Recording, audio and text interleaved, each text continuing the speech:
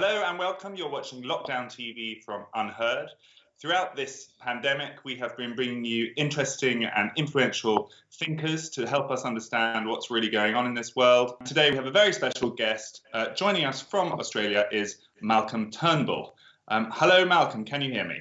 Hey, Freddie. I certainly can. I can hear you and see you. Very good. So, Malcolm Turnbull was 2 times leader of the Australian Liberal Party, Prime Minister of Australia between 2015 and 2018. And his book, A Bigger Picture, is out now. So lots we'd like to talk to you about, but let me start with something a little bit closer to our home. Yesterday we had the 4th consecutive day of protests, and in this case, the University of Oxford was the centre, and students there were demanding that a statue of Cecil Rhodes in one of the colleges must be taken down and chanting Rhodes must fall. So you went to Oxford. You were actually a Rhodes scholar at Oxford. Must Rhodes fall? Well, I'm not a fan of tearing down statues. I can see that there are situations where you could reasonably relocate a statue and replace it with a monument that is more relevant or contemporary. But I think that everyone's history has got plenty of heroes and villains, and people who had both heroic and villainous aspects to their lives and work, but who are nonetheless very important figures. So statues and monuments are a form of propaganda. They're a form of political speech at the time, but you can tear down a statue, but you can't tear down the history. What do you make of the Black Lives Matter movement more generally? It's hit Australia as well, right? There've been widespread protests in Australia. Will you be taking the knee? Well, I haven't had the opportunity to take the knee, but I certainly support action being taken to eliminate discrimination on the basis of race. All my life, I've stood up for equality, mutual respect, equality before the law, and mutual respect for people of different races, religions, ethnic backgrounds, and so forth. I mean, Australia, far from perfect, nonetheless, is, in my view, the most successful multicultural society in the world. And while there are plenty of people in politics and in the media who want to divide the country and turn one part of the country against another, I've always stood for mutual respect and the inclusiveness that is absolutely critical to maintain a successful multicultural society. Let me ask you about China, if I may. Sure. You're thought of as a kind of moderate liberal, just so people who are viewing understand. The Liberal Party in Australia is roughly equivalent to the Conservative Party in the UK. You're sort of on the moderate wing of that, but one issue that you're thought of as kind of hawkish over is China. What is it that you're most worried about? What's the worst case scenario that we need to avoid? I don't know whether hawkish is the right term. I would say I'm very clear-eyed and pragmatic in terms of dealings with China. I've had a lot to do with China over the years, from doing mining deals. I set up the first Sino-Western mining project in China in the mid-90s. So I've had a lot to do in both business and in government, politics in China. Our son is married to a Chinese woman, so there are 2 of our 4 grandchildren call me yeah. So, and 2 of our 4 grandchildren are among the nearly 1.25 million Australians of Chinese heritage. So that is China is, and Chinese people are family for Australia, and in the case of my family, in a very literal sense. But the reality is that China, the government of China, has changed its approach in recent years. It's been very forceful in asserting its claimed rights in the South China Sea. It increasingly resorts to very bellicose rhetoric. We've seen examples of that recently, some very bullying rhetoric. And, from our point of view, our simple proposition is we respect China and its sovereignty, and we expect China to respect ours. So we don't want to see any country, including China, it doesn't matter how big or small they are, frankly, interfering in our affairs. And, and as far as 5G is concerned, because we were the first government in the West to be very plain that we would not have what we called high-risk vendors in our 5G system, which for practical purposes meant Huawei and ZTE. The proposition is simply this. We're not saying that Huawei is spying for China. We're not making that assertion at all. However, the reality is that Huawei and ZTE, if they are required to, will have to support and basically do whatever the Chinese intelligence services ask them to do. That is a given. I mean, and anyone that denies that is honestly in la la land. So that's the reality. So the question is, do you want to have such a key part of your technological landscape, one of probably the most important enabling technology in this whole Internet of Things, your 5G system? Do you want to have that in a situation where it could potentially be vulnerable and could be interfered with, or or it could be interrupted or disrupted in some way by a vendor who will be required to do the bidding of a foreign government, which foreign government is increasingly frequently resorting to threats and bullying? I mean, we've had now 2 instances in 2 years, the Chinese ambassador in Australia openly saying that he objects to things the Australian government is doing and that there will be adverse trade consequences. And then they say, oh, how unreasonable of you to think that we would ever do something as mean as meddle with your telecom system. You've got to say, well, hang on, you're using using bullying language, and you've got to remember, Freddie, that a threat is the combination of capability and intent. Capability can take decades to put in place or may never be able to be put in place, but intent can change in a heartbeat. So if you've got to think very carefully about what capabilities you want to put into the hands of other parties, particularly other nation states, which may not always be benignly disposed towards you. So we've had this in the UK, as you know, a big decision as to whether to allow Huawei into our 5G network. I know that you spoke to Theresa May, you spoke to Sajid Javid, and you lobbied them quite hard to say no to Huawei, and then they went ahead anyway. Were you disappointed by that? Well, I was surprised, frankly, because all of the Five Eyes have got access to the same technical advice. But I think that was a trade-off. I assume a political trade-off. Assuming that they wanted to accept a certain amount of risk rather than offending a potentially important economic partner. I mean, I think if I may say so, I think we handled it the right way. Look, ultimately, the British government's got to make its own decisions, and it's perfectly capable of doing so. But I think most people in the Five Eyes, signals intelligence world would say that Australia's taken a more prudent approach. Although it looks like they're coming around to your way of thinking. Since the coronavirus, the pressure on the Prime Minister to reconsider the Huawei involvement has increased, and it looks like he is moving on it.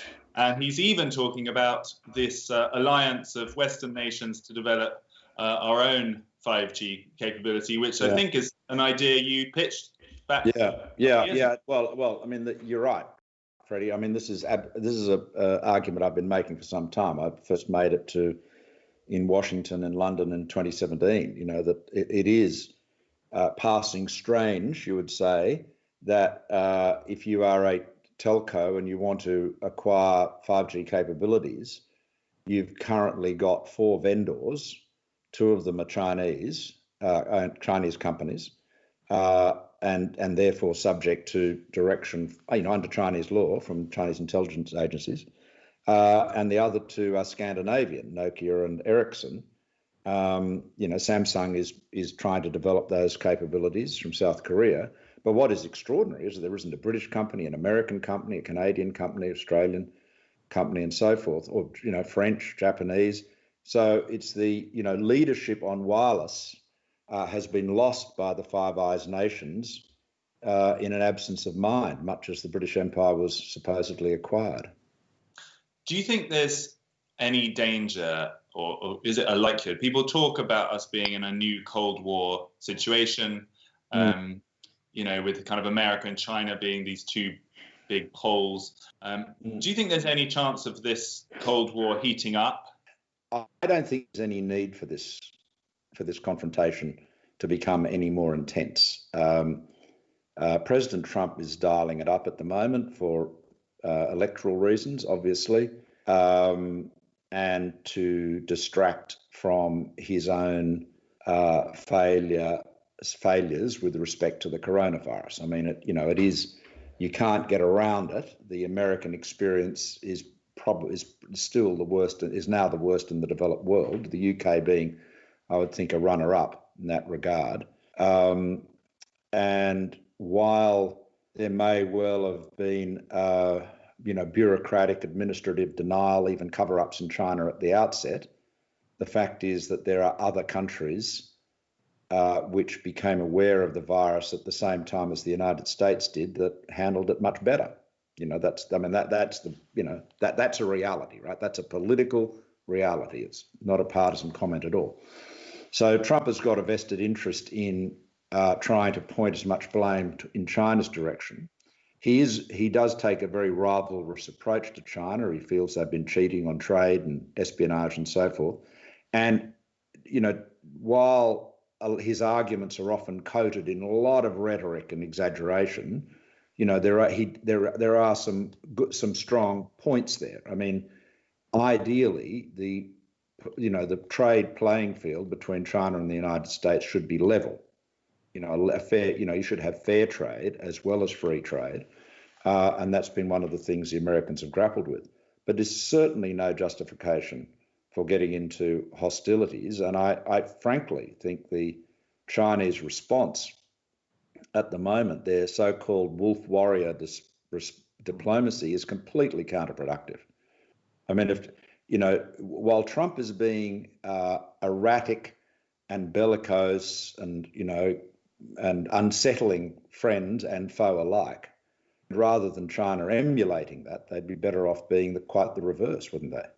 Being consistent and measured and patient and not overreacting but underreacting. I mean, the overreaction to the Australian government's call for there to be an independent inquiry into the virus and its origins and responses to it is that it was ludicrous. I mean, that was one.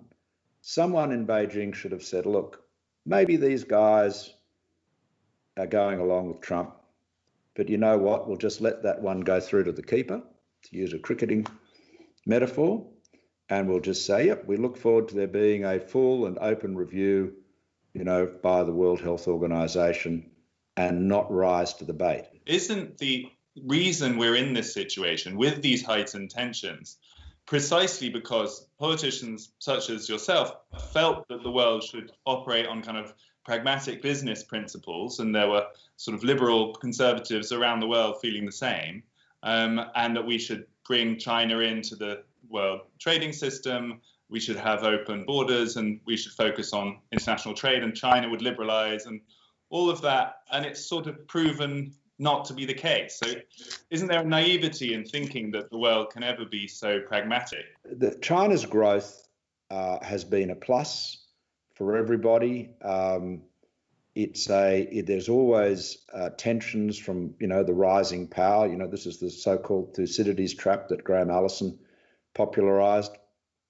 But as long as people keep their heads and are respectful and play by the rules, that then you can avoid falling into that trap. As this point that Thucydides makes in the first chapter of his history, where he goes through all of the reasons the war started between Athens and Sparta, and the Corinthians were doing this, and the people in Kerkyra were doing that, and the people in Epidamnus were doing that, but then he says, look, the real reason was that the Spartans were anxious about the rising power of Athens, and that's what triggered the war.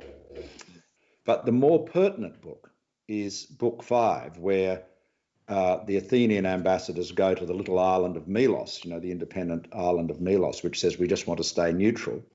And they have this great debate led by Alcibiades, the head of the Athenian ambassadors. And the Athenians finally lose their patience with the Melians, and they say, look, you can rattle on about justice as much as you like, but you know as well as we do that in the real world, justice is found only between equals in power. As for the rest, the strong do as they will and the weak suffer as they must. And that's what we reject. So we reject that in Australia, and we reject it in the region because we say might is not right. We demand that our sovereignty is respected just as we respect others. And, that's ultimately what is at stake here. We have to ensure that the rule of law, the international rule of law, is maintained, and the strong are not able to do as they will. So you've been at the sort of hot centre of some internecine struggles within the right of Australian politics. Do you think there are lessons to be learned from that for Conservatives in the UK and in the US? I mean, let me start with the UK. Yeah. There was one particular feature of your long-standing struggle with Tony Abbott. This was something you write about in your book, where he was overly dependent, so you thought, on a particular aide, this lady, Peter Credlin, and lots of his colleagues wanted him to get rid of her, but he kept on to her, and that was actually part of his downfall. Clearly, we have something a little bit similar going on with Boris Johnson and Dom Cummings. Do you read a parallel there, and are there warnings for Boris Johnson? Well, I mean, Abbott was, as I say in the book, I've never known a person in a leadership role more dependent on another as Abbott was with Credlin. I mean, he felt she had created him effectively as Prime Minister, and she certainly believed she had too. And it was a very odd relationship.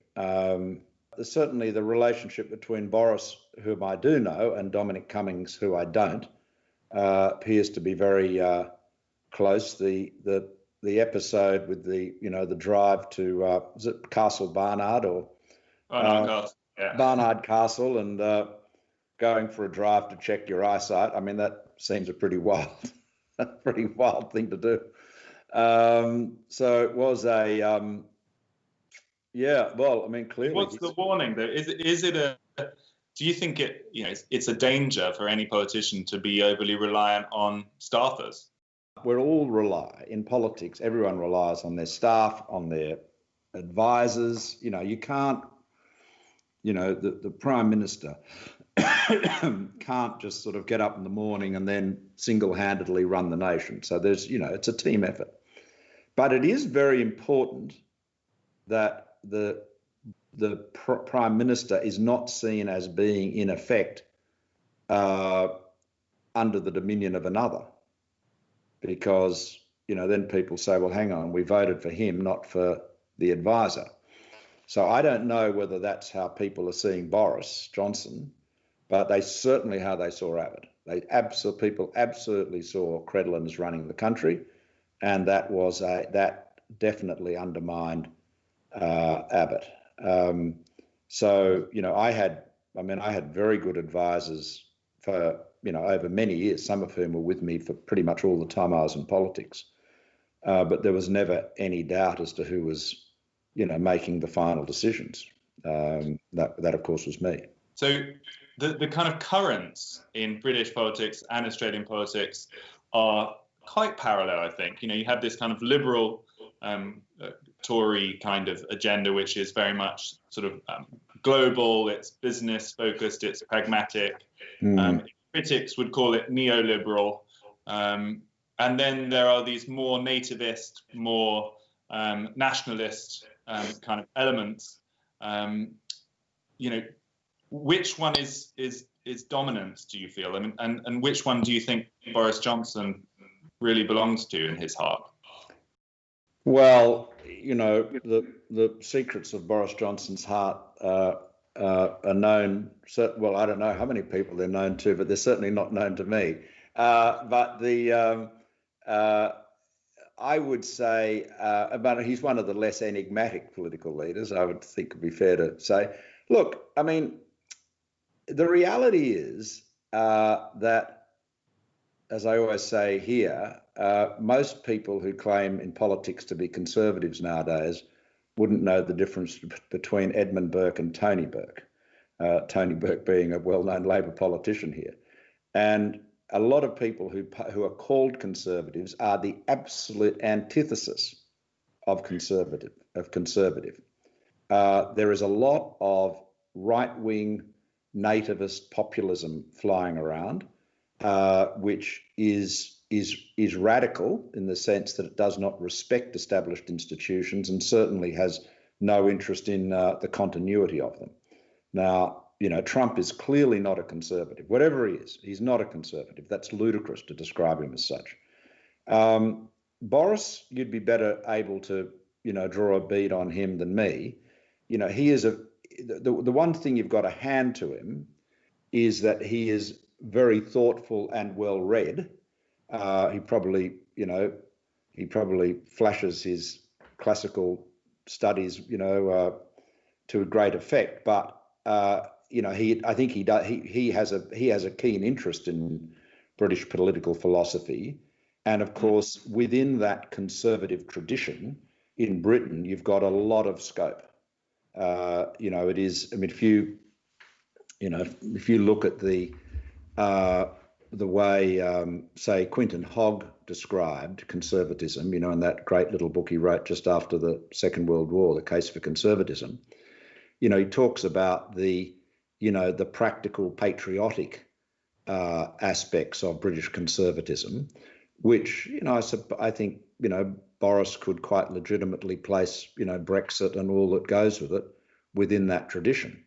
But ultimately, what is most dangerous is when people who purport to be conservative start undermining and attacking the rule of law. You see it happening all the time in the United States. I mean, the attacks on the judiciary and the sense that, the arguments that the president is essentially unaccountable. All of these cases are going on in the courts. I mean, it's quite a different environment. Of course, it's important to remember, from a historical point of view, that the United States presidency was modelled on a British monarch, not on a British prime minister.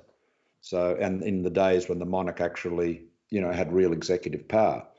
So it's a very different system. I think in Australia and the UK, we look at the US and we don't fully appreciate how very different a political system it is. But it's been one of it's one of the oldest democracies in the world, and that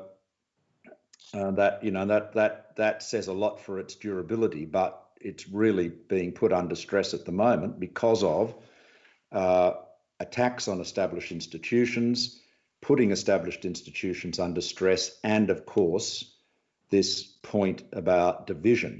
This is the thing that Jim Mattis said about Donald Trump is absolutely fair comment. That he said in his lifetime he's never known a president that has failed to seek to unite the country, but instead, for political reasons, is pursuing the politics of divide and conquer. That may be successful electorally, but gee, you pay a very high price. You brought us to the Donald, so I'm afraid I have to ask you about that. You had a good relationship with him, apparently, when you were Prime Minister. It was a pragmatic relationship. You describe how you got on well, but then you call him a bully in your book, and from what you're saying now, it sounds like you're not very positive about him. Well, I mean, Trump is a bully. View of him saying no, but Freddie, look, saying Trump is a bully is like saying the Pope's a Catholic. I mean, that isn't a criticism; it's an observation. I mean, he's got his modus operandi is that of a big bullying, hard driving tycoon. That's how he's operated, and he continues to do that in office. With supreme self-confidence, and it's a type. And I've dealt with people like that before. And whether it's Packer or Jimmy Goldsmith or Bob Maxwell, it's all of these characters, or many of them are in my book. And so, yeah, I mean, I don't think it's saying Donald Trump is bullying is again. I think that is a penetrating glimpse of the obvious, and one he'd probably agree to. I think. Has your opinion of him changed? I mean, from those years to now. No, not at all. No. I didn't know Trump. I knew of him, and I knew plenty of people. We had plenty of friends in common, if you like. But I didn't.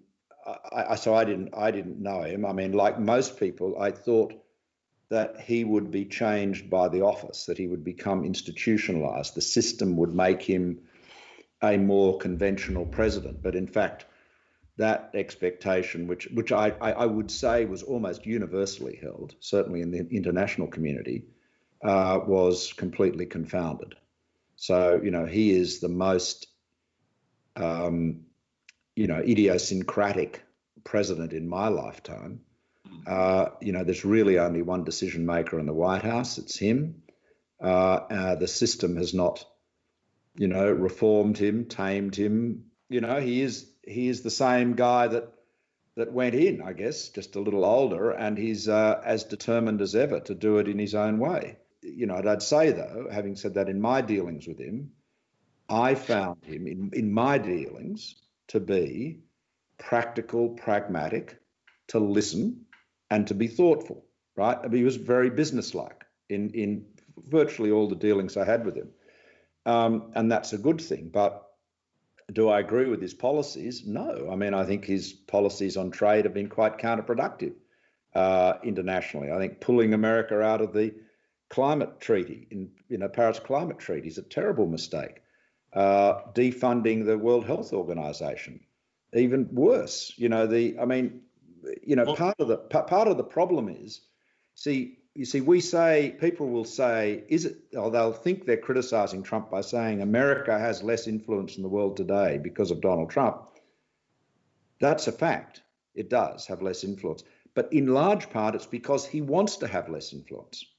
You've got to remember, Trump's gigantic personality, it tends to overshadow everything, and including the fact that a lot of the views and positions that he represents or speaks for are ones that have been part of the American political landscape for a very long time. I mean, he is very much in that isolationist, don't tread on me, stay out of foreign entanglements tradition of American policy.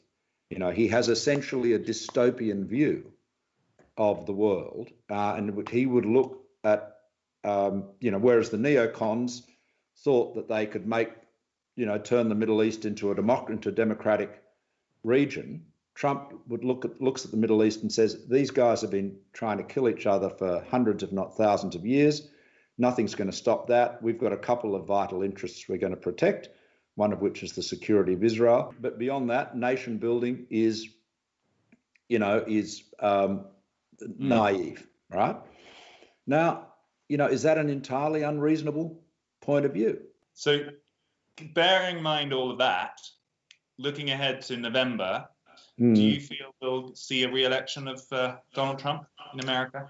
Well, I think he easily could win, yeah. He's behind, and I can well understand why he's behind.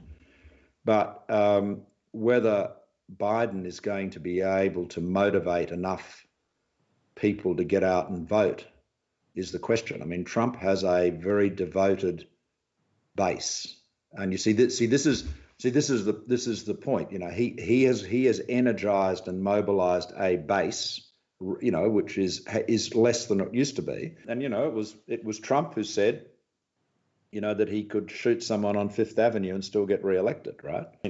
The fundamental argument I think the Democrats will be making is that they will say, this is a referendum on Trump. You've got to get rid of, this is the only way we can get rid of Trump.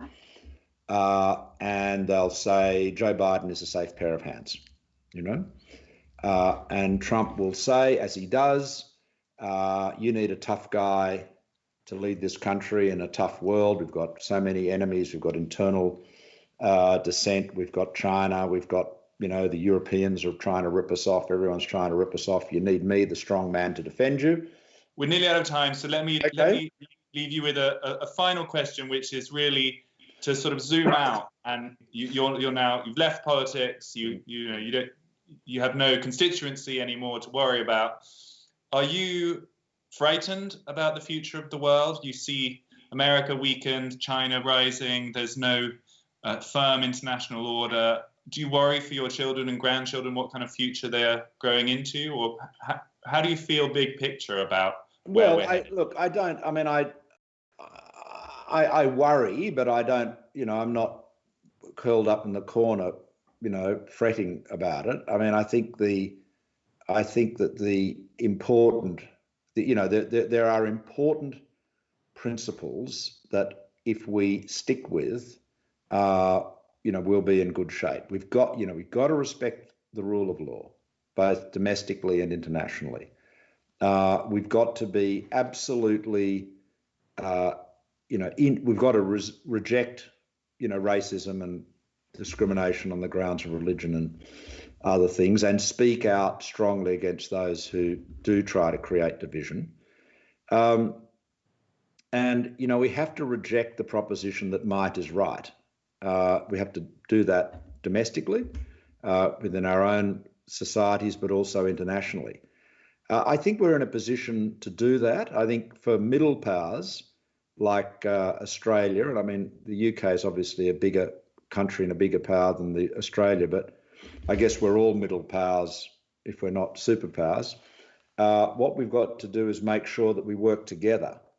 You've got to make sure that we have a common cause. And even though Britain's stepping out of the EU, I think Britain I hope, will still be able to work very closely with the European Union on these big geopolitical issues and continue to be a voice, for the rule of law and for resisting bullies wherever they may come from whatever direction they come from. Malcolm Turnbull, thank you so much for your time. Some fascinating thoughts. Thanks, there. Fred. Good to talk to you and to see you. Thanks. You have been watching Lockdown TV. That was Malcolm Turnbull, former Prime Minister of Australia, sharing his views on everything from Donald Trump to the rise of China. I hope you enjoyed. We'll be back tomorrow.